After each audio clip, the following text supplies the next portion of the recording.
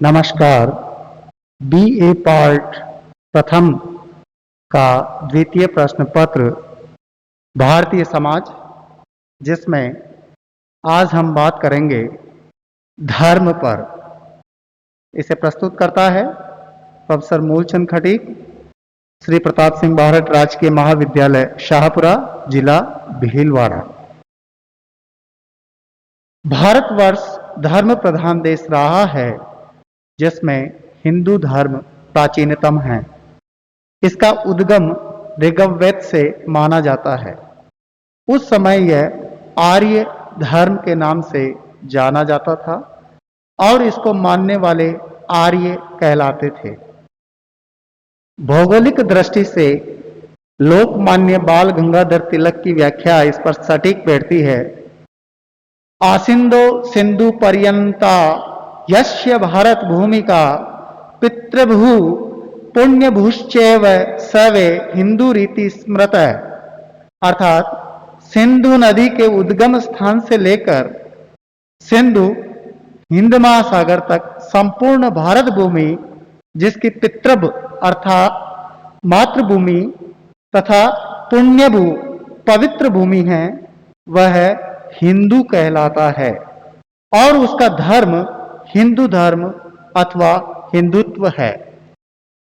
धर्म पर निम्नांकित समाजशास्त्रियों ने अध्ययन किया है, जिसमें डॉक्टर राधाकमल मुखर्जी ने अपनी पुस्तक भारतीय समाज विन्यास में, डॉक्टर राधाकृष्णन ने धर्म एवं समाज, स्वामी विवेकानंद ने कर्मयोग, के एम कपाड़िया ने marriage and family in India में, पीएच प्रभु ने हिंदू सोशल ऑर्गेनाइजेशन में, स्टीफन फट्स ने the origin of man and his culture में, ई.बी. टाइलर ने प्रिमिटिव कल्चर में, जेम्स फ्रेजर ने द गोल्डन बाउ पुस्तक में और थॉमस ओडिया ने सोशियोलॉजी ऑफ रिलीजियन नामक पुस्तक में अध्ययन किया है। स्टीफन फट्स ने the origin of man and his culture पुस्तक में लिखा है कि रिलीजियन शब्द रेलिगेयर से बना है, जिसका अर्थ है बांधना, अर्थात मनुष्य को ईश्वर के समीप ले जाना।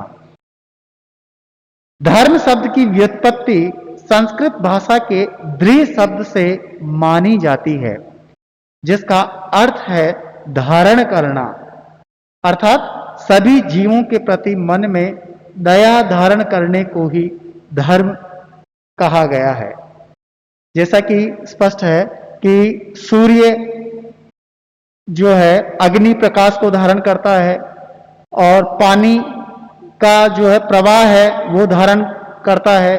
मनुष्य में जो है जीवों के प्रति मन में दया धारण करने को धर्म कहा गया है। एडवर्ड टाइलर के अनुसार धर्म आध्यात्मिक शक्ति में विश्वास है। मेलिनोवस्की ने कहा कि धर्म क्रिया की एक विधि है, साथ ही विश्वासों की एक व्यवस्था भी। धर्म एक समाजशास्त्रीय घटना के साथ साथ एक पर्सनल एक्सपीरियंस अर्थात व्यक्तिगत अनुभव भी है। सर जेम्स फ्रेजर ने धर्म की विशद व्याख्या की है, जिसमें कहा कि धर्म से मैं मनुष्य से श्रेष्ठ उन शक्तियों की संतुष्टि या आराधना समझता हूं, जिनके संबंध में यह विश्वास किया जाता है कि वे प्रकृति व मानव जीवन को मार्ग दिखाती है और नियंत्रित करती है। राधाकृष्णन ने अपनी पुस्तक धर्म एवं समाज में लिखा है कि जिन सिद्धांतों का हमें अपने दैनिक जीवन में और सामाजिक संबंधों में पालन करना है, वे उस वस्तु द्वारा नियत किए गए हैं जिसे धर्म कहा जाता है। यह सत्य का जीवन में मूर्त रूप है और हमारी प्रकृति को नए रूप में ढालने की शक्ति है। राधाकृष्णन ने जो है बिल्कुल सामाजिक संबंधों में पालन करने पर बात की है और किसके द्वारा? धर्म के द्वारा यह नियत होता है। वेदों में रीत के अर्थ में धर्म का प्रयोग हुआ है। रीत ऐसा अमूर्त सिद्धांत है जो सभी लोकों में समुचित व्यवस्था बनाए रखता है। रीत को सामान्यतः सत्य माना जा सकता है।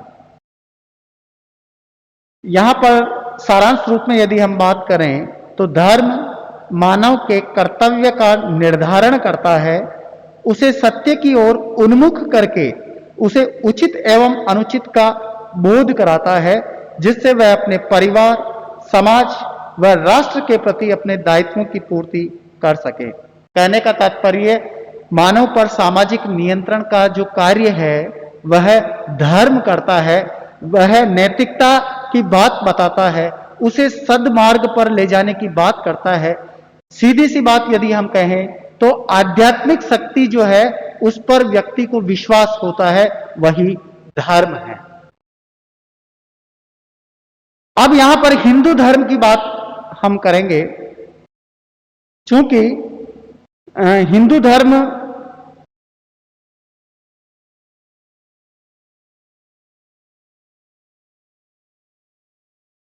भारतवर्ष धर्म प्रधान देश रहा है, जिसमें अनेकानेक धर्म परंपराएं उदित होती रही है।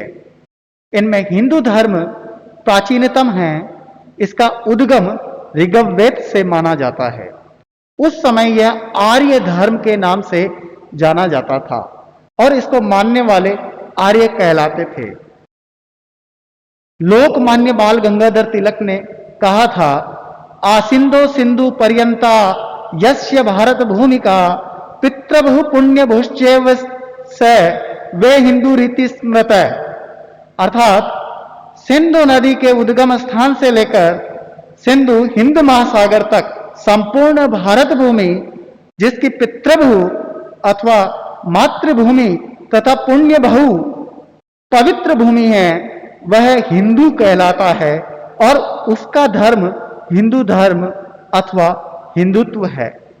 यहां पर थोड़ा सा एक और मत आता है कि जो सिंधु घाटी सभ्यता के वहां पर जो निवास करने वाले लोग हैं, स का लोप होकर के है बोलने लगे तो हिंदू हिंदू शब्द अस्तित्व में आ गया। हिंदू धर्म के विश्वास और व्यवहार की यदि हम बात करें तो यहां पर सनातन धर्म भी माना जाता है हिंदू धर्म को। यद्यपि हिंदू धर्म का कोई प्रवर्तक नहीं हुआ है, किंतु अनादिकाल से इसका विकास अक्षुण्ण रूप से होता आ रहा है। इस कारण इसे सनातन धर्म कहा जाता है। ऐसे धर्मो सनातन श्रुति एवं स्मृति के आधार पर हिंदू धर्म की प्राचीनता स्पष्ट होती है। दूसरी यदि हम बात करें ईश्वर में विश्वास, हिंदू धर्म में यह माना जाता है कि जगत की विविधता के पीछे एक आध्यात्मिक एकता है जो एक ईश्वर द्वारा संचालित है, वही उसका नियता है और सारा संसार उसमें मोतियों की माला के धागे के समान पिरोया हुआ है। किंतु इस ईश्वर का स्वरूप अलग अलग हो सकता है। देखिए, लोगों का विश्वास अलग अलग रूप में होता है। कोई माता जी को पूजता है, कोई हनुमान जी को पूजता है, कोई राम जी को पूजता है, कोई कृष्ण जी को पूजता है।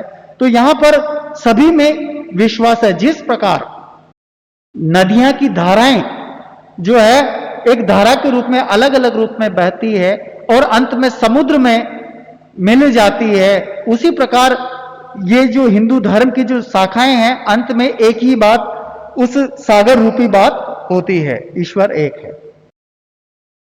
तीसरी बात आध्यात्मिकता की है। प्रत्येक हिंदू ईश्वर के आध्यात्मिक स्वरूप को स्वीकार करता है।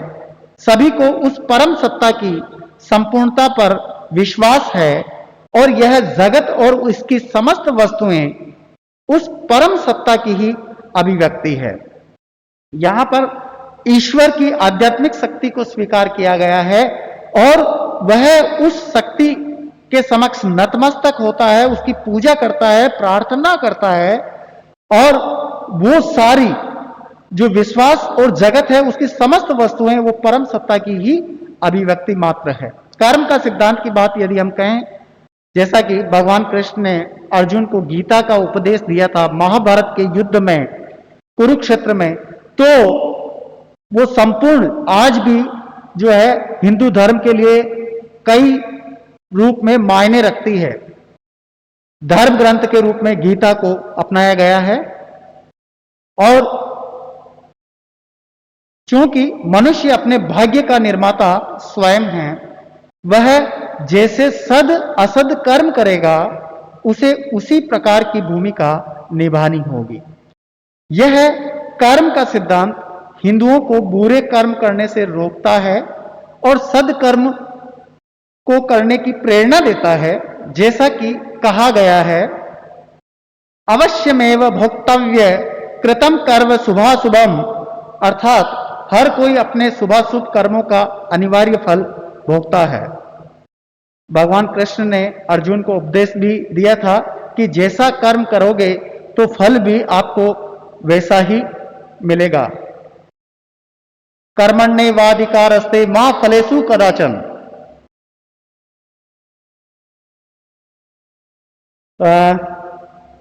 पुनर्जन्म का सिद्धांत के अनुसार हमें जो योनि वर्तमान जन्म में प्राप्त हुई है उसका कारण हमारे पूर्व जन्मों के फल हैं।